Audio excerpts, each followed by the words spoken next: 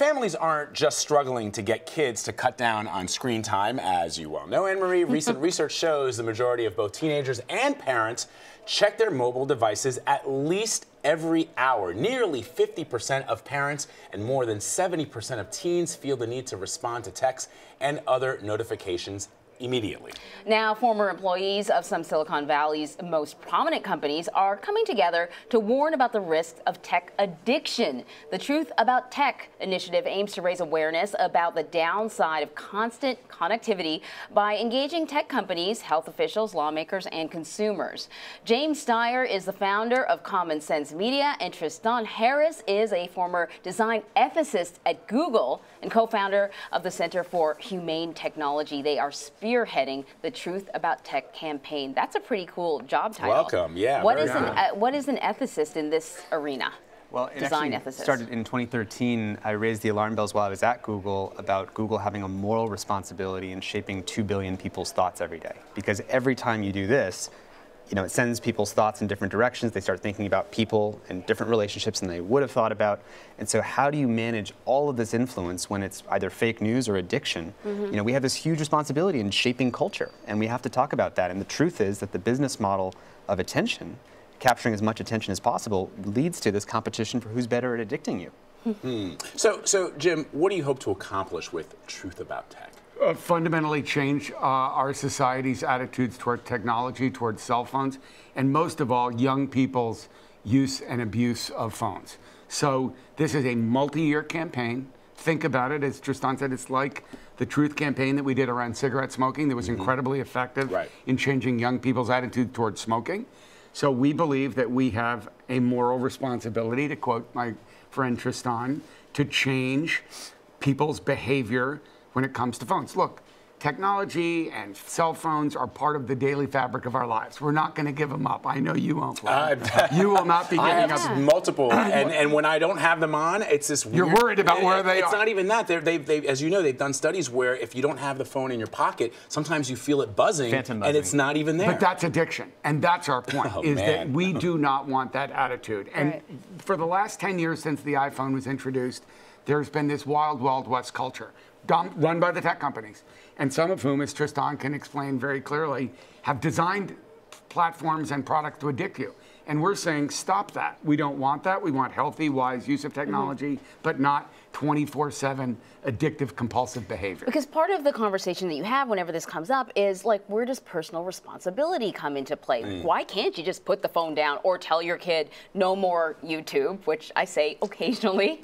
And what this misses is that behind the screen, there's 1,000 engineers whose job is to hijack your mind and keep you hooked. So when you have a kid who's saying, oh, I have to get back to that streak because I have to keep my streaks going with my friend, what they don't realize is there's 1,000 engineers or 100 engineers at Snapchat whose job was to design streaks to keep you hooked. So what's happening with addiction is not by accident, it's by design, and that's the key. But it almost sounds, I mean, I'm curious to know how receptive these tech executives were, because their entire business model is predicated on us being addicted to their products, to their services, and if that goes down or we stop doing it as much as they want, then their share price goes down, and that's bad for them. Exactly. Well, and that's why they haven't done it by themselves. That's why we're not just trying to be, always collaborative. We have to raise public pressure and awareness so that we actually create change. And the key thing is that companies like Apple and Samsung could actually do a lot more to protect people, because their business models are not to maximize how much time you spend on the screen. They just have to sell you the device. So they can do a lot more to protect parents and kids. Like what? Well, I mean, so for example, they can set better parental controls. Right now, there's not very good parental controls. That's true. They can have defaults so that, instead of saying, if you go into this setting and you turn off all your notifications, which 1% of people will do, they can make it much easier for there to be a minimal number of notifications for everybody. Because the more it buzzes, the more it conditions your mind, your lizard brain, to say, I got to check that thing compulsively like a slot machine. But the idea that you could trust Facebook to do this on their own is, fantasy. It's like trusting the tobacco companies. Well, and by the way, companies. That's absolutely right, because their business model is based on an arms race for attention.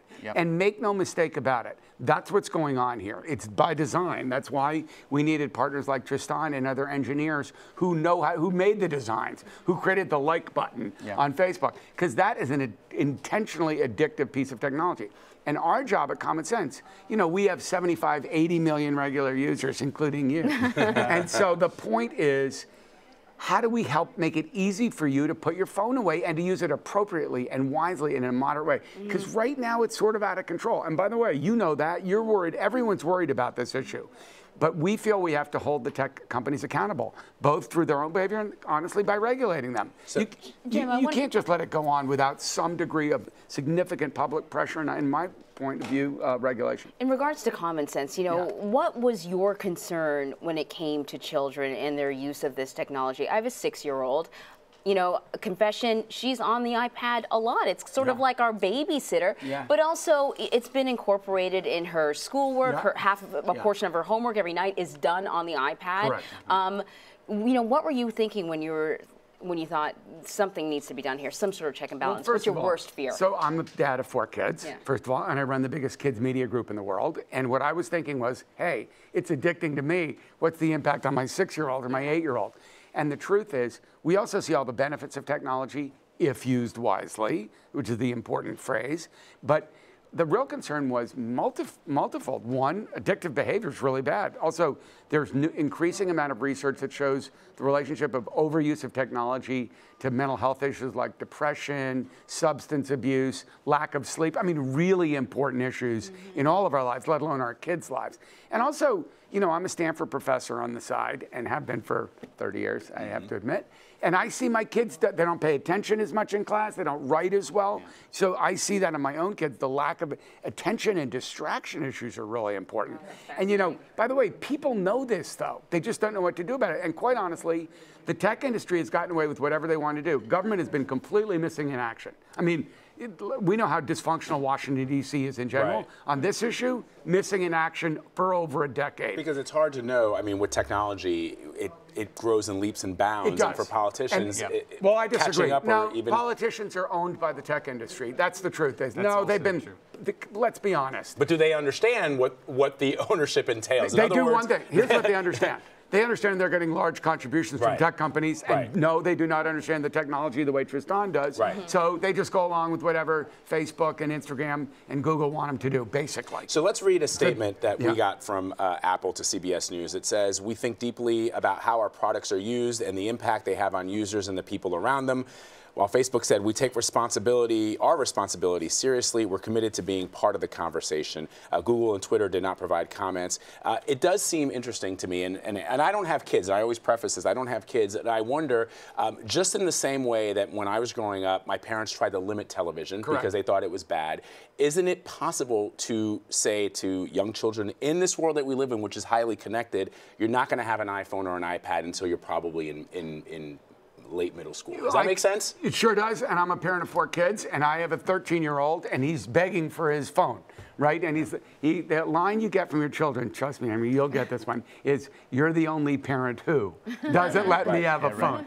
Too blanking bad is my delay. But that's actually true, yes. I think we give our kids phones at 13 or 14. Why do they need it before then? They'll be just fine. Because we don't let them smoke until they're 18, or they can't smoke until you're talking about your iPad and your kids. Yeah, and then you know, a portion of my 6-year-old's homework is done on the computer. That's a requirement. People now take it for granted. And I think we always say that, you know, back in the 1970s, we worried about kids gossiping on the telephone or watching too much TV. But we have to look at what's distinctly new this time, which is that when you open that Instagram icon or the Facebook icon, there's literally a supercomputer on the other side of the screen playing chess against your mind, saying, how can I perfectly keep you hooked? That was not true about cell phone, about TV or phones, right? You didn't have a company that was tapping this person on the shoulder and tapping that kid on the shoulder and making them feel like they owe each other responses out of nowhere. When you start typing a message on Snapchat, it pings the other person saying, this person's starting to type to you. So it dangles this thing in front of you, making you feel anticipation and rewards. It's all by design. This was not true in the 1970s. It's a new situation. And kids should not be subject to this. It wasn't true in 2005. And the thing, that's a fundamental difference. You can't compare TV to a computer in your pocket. You simply cannot. And Tristan is completely correct. Part of it is design. Part of it is just public education to consumers. That's where Common Sense comes in. And we're going to do it in schools. Most of the schools in the United States are members of Common Sense. And we have a whole platform to deliver them information about responsible, safe use of technology.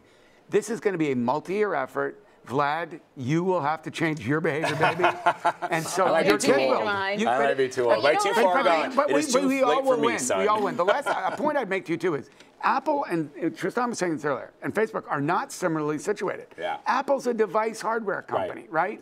Apple's a hardware company, so with Apple, you can make them change the design, and then they have to educate the public how to use it properly. Right. It's not the device. It's not the hardware. Facebook is in the attention business. It's the likes, the Twitters, the Snapchats. Yes, because they're in Exactly. an advertising-based model. So their goal is to get you to come there, stay there as long as possible. They are intentionally creating addictive platforms. That's why they need to be held responsible. And just saying they care is not enough. So you they talk have to about change. the way that these tech companies lobby lawmakers, but does legislation really play a role here? I mean, can you compel them to make a less addictive product and turn that into a law? Hey, baby, we have passed, that's okay. We have passed multiple laws at Common Sense over the objection to the tech industry about consumer privacy, student privacy, and we will pass, with Tristan and our partners, major new legislation that, one, restricts for example, on the election hacking stuff, restricts the use of bots, which of course were part of the hacking of the 2016 election. We will pass legislation that will change the nature of research about the impact on kids. And I think we may ultimately pass regulation about what kind of products design can be done in certain areas. You have to be careful. But can you do stuff through legislation? Yes. And should our missing in action politicians become part of the discussion? Absolutely. That's why we elected them. Jim Steyer and Tristan Harris, thank you both very much. Really fascinating discussion. Yeah. Vlad Gutier. You got it. You nailed it. You don't need a computer for that.